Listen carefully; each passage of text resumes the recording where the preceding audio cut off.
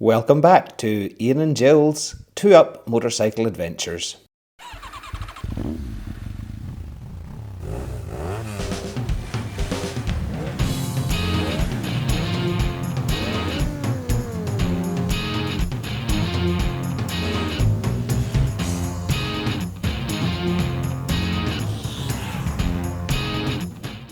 When we left Bodø, it was quite wet, so we were glad that we had parked under cover while we were packing up the bike.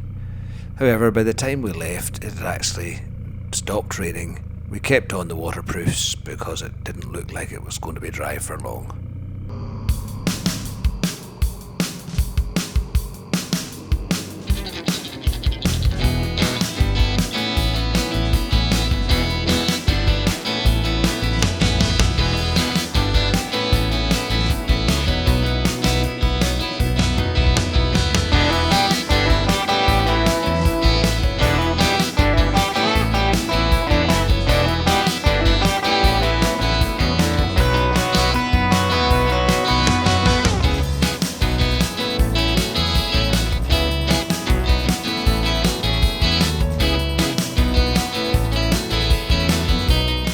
Although we did have one shower early on, most of the journey was dry. The route we were taking passed the Arctic Circle Centre, so we stopped in there for some lunch and to take some photographs.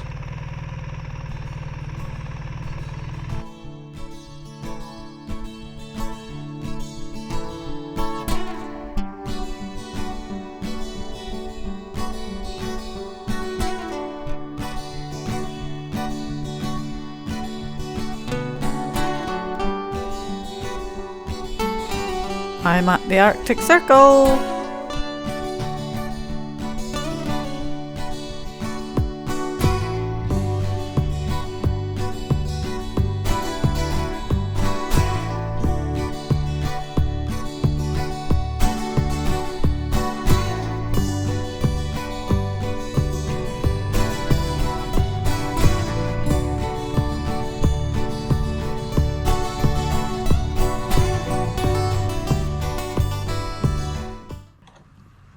Actually, there are not very many Airbnbs in this area.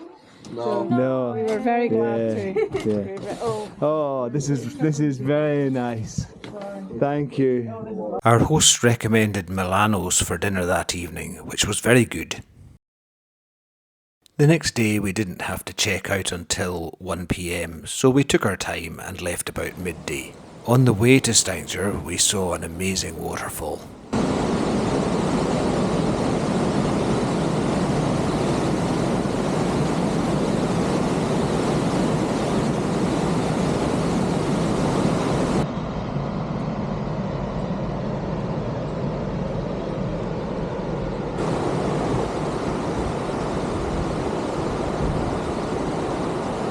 After a couple of hours of driving, we stopped to buy some lunch.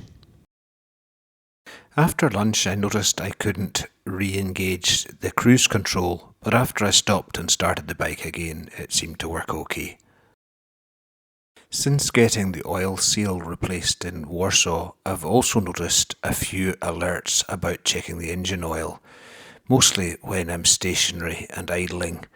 But when I check the oil manually, it seems okay, so I've continued for now and will get it checked out when I get home.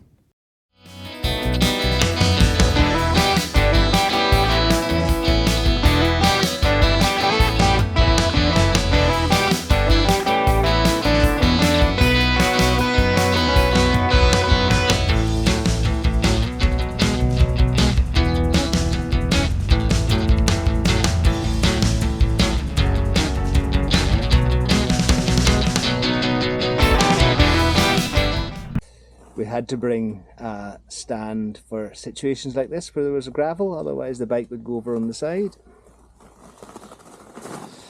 Love and sunny arrival, and we're down in this basement tonight.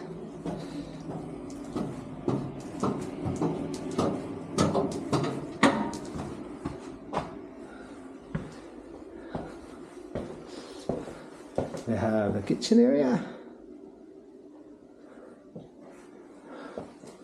and the living area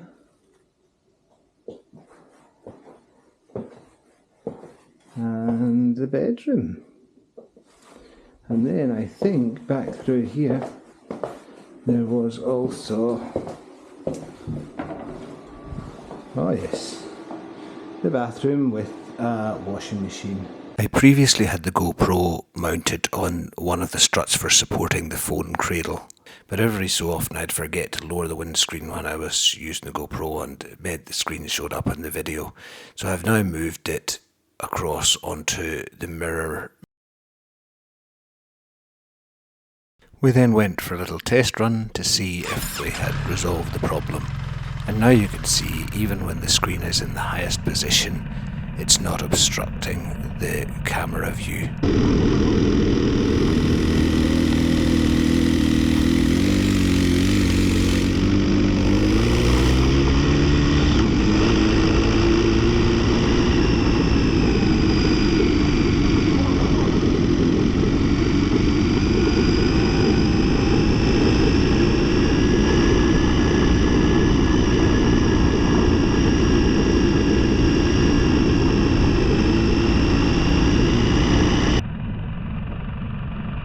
Before returning to our apartment, we called past the Chinese restaurant and picked up some dinner.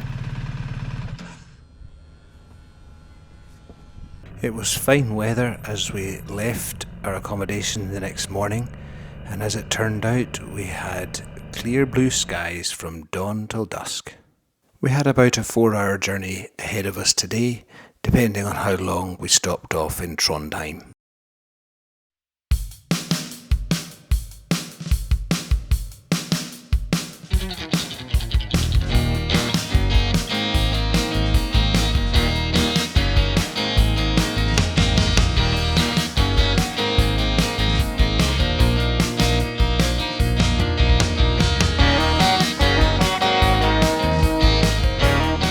We saw quite a few people pushing along short skis on wheels. This was the first time that either Jill or I had seen an underground roundabout.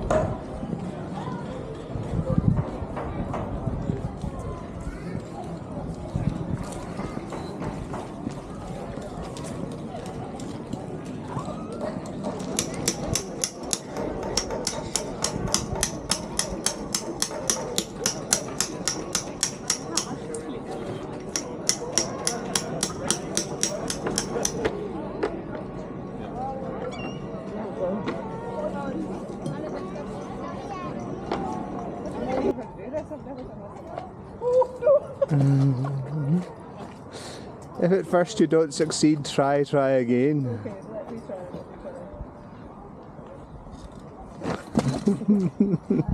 It's not as easy as it looks. It's not. You better not put this in the video. Oh, it is definitely going. Oh, it is. No, it's definitely going on the video.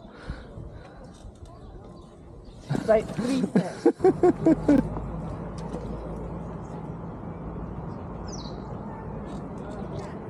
Right, ready?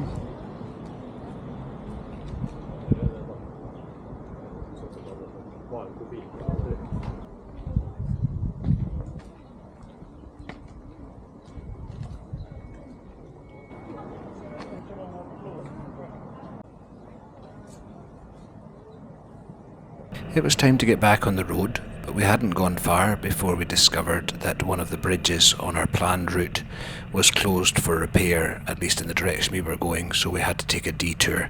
And it turned out to be a very nice detour. This van that we were following had a very primitive form of air conditioning. It just left the side door hanging open.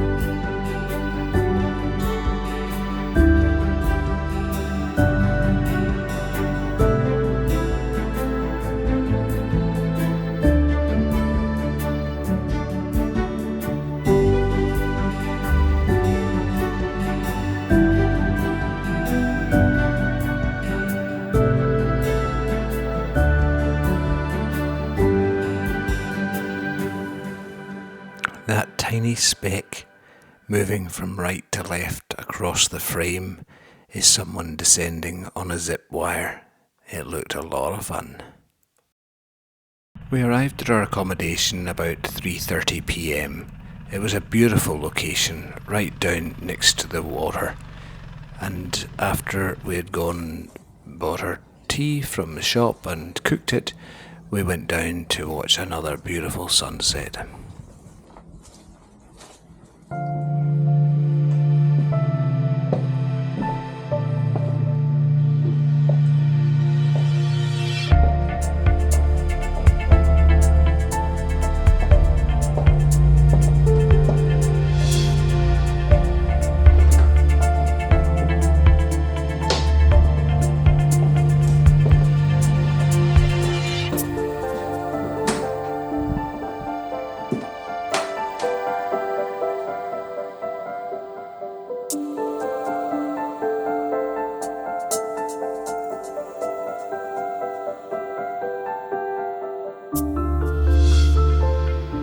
Having got to bed at 1:30 a.m, Jill kindly woke me a little before 5 a.m. to see the sunrise. It was indeed very nice to see.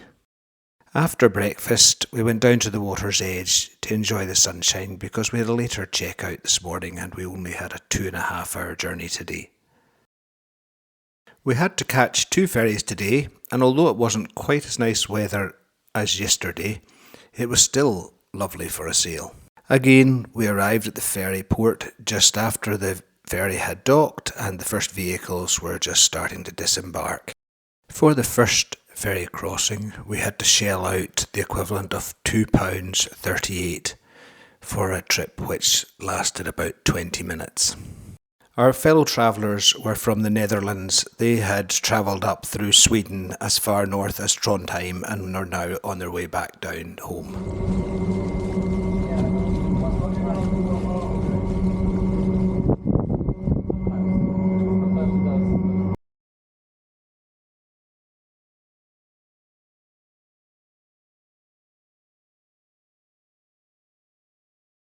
Quite a few of the houses had grass roofs, but also so did their bus stops. Although we used ferries to cross 2 of the fjords today, in other cases we were able to take advantage of some really long bridges. In the early afternoon, we took a short break from riding to go in search of a small waterfall. That's a fair climb up now. This, Better be worth it. this ought to work off for breakfast.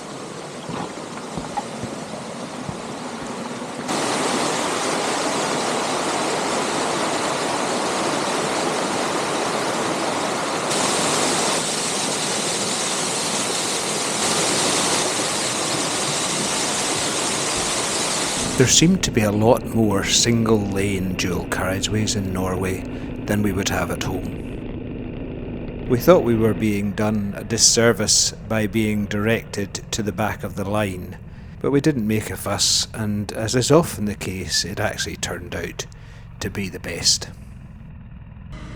The ferry had already docked, and it wasn't long before the vehicles started to disembark.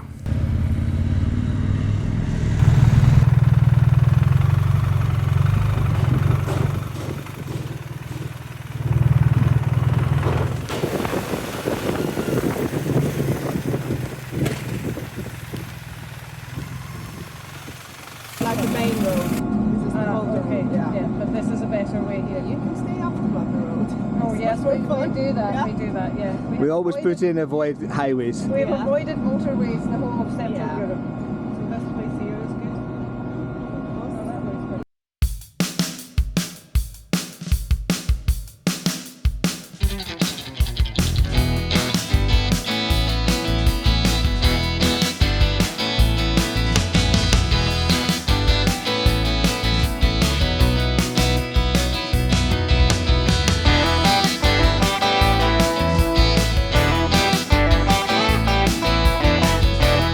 yet again, the first raindrops of the day start to fall just as we're reaching our accommodation.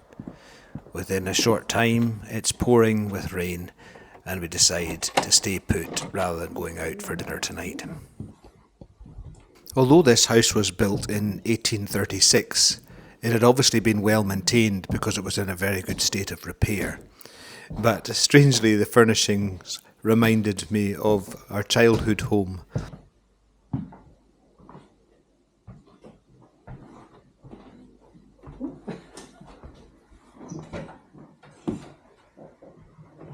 Well, that's a big bathroom. As requested by the host, we added a little pin to the world map to show our country of origin. It was surprising how many different countries had already been pinned on the map. Although the rain had been quite persistent after we'd arrived and overnight, it was dry this morning and we decided to make an early start. So we left at 5 to 8 and headed for the Trollstigen Pass. On the way to the bottom of the pass, we stopped several times to take pictures in the early morning sun of the fjords and the mountains surrounding them. It was very peaceful, apart from the occasional sound of a passing car or motorcycle.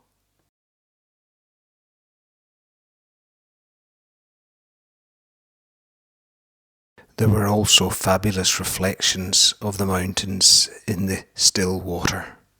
We had already been well informed that it was not possible to ride the full length of the pass, so we stayed on the south side and rode up as far as we could, which gave us a view of the twisting road on the north side, but we weren't able to actually experience it. In truth, I think the roads that we had later in the day were actually more enjoyable to ride than those, so I didn't feel we'd missed out very much. On the way up the pass, we stopped at a few waterfalls and lengths of river that had white water to take some photographs. But as our time in Norway went on, we got quite blasé to these waterfalls and white water, so we took fewer and fewer photographs.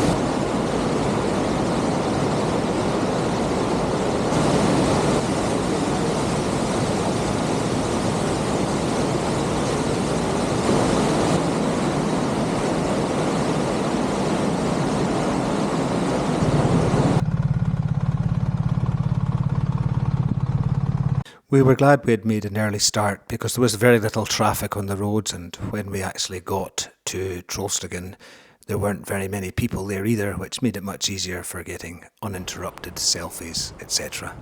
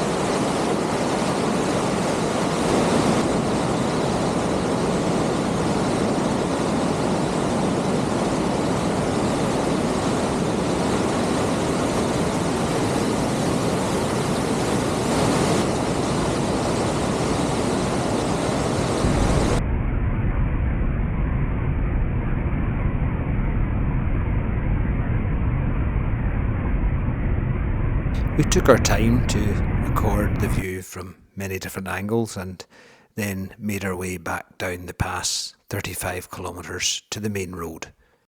One of the many differences between driving a car and riding a motorcycle is that on a motorcycle you get to smell all the scents and odours of the road. On this particular journey, we enjoyed the smell of strawberries as we passed some berry pickers, and it reminded me of many happy days berry picking in Scotland. When we arrived at the ferry, we bumped into Noel and Baz again, who we'd met at a previous ferry terminal, and we followed them for a way after we got off the ferry until we decided to stop for some photographs.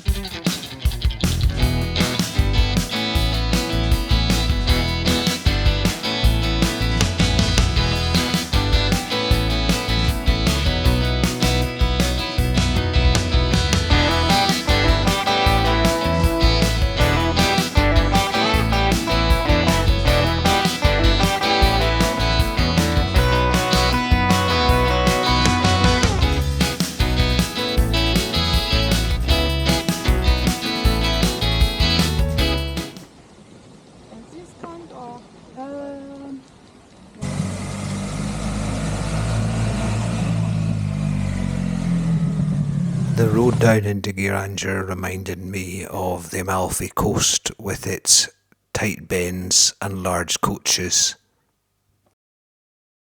We stopped for a while to see the cascades above Geiranger. They were really quite spectacular.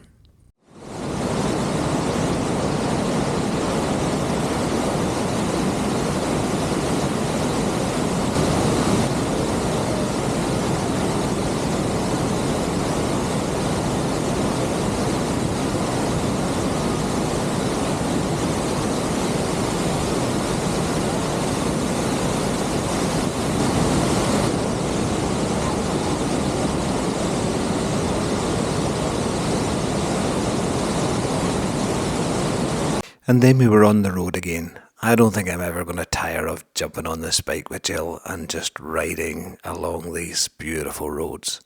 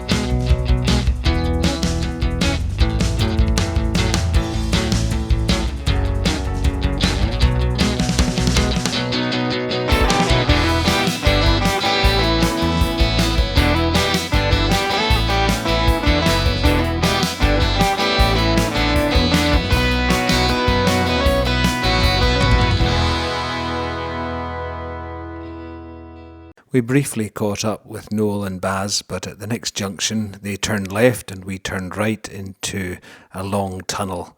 We noticed a big difference in the temperature in this tunnel because it was 10 degrees Celsius, whereas outside it was about 18 degrees. Just outside the tunnel was another impressive waterfall. No wonder they call this the land of 1,000 waterfalls.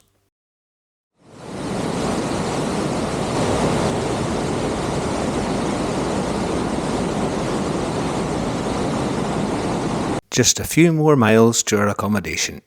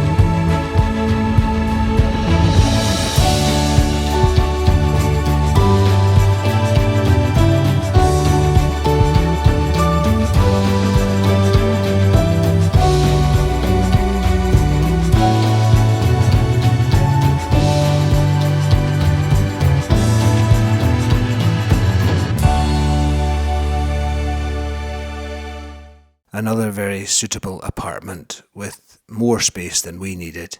We had a pleasant meal in nearby ski and then had a relatively early night after a long but very, very happy day. Thank you for watching.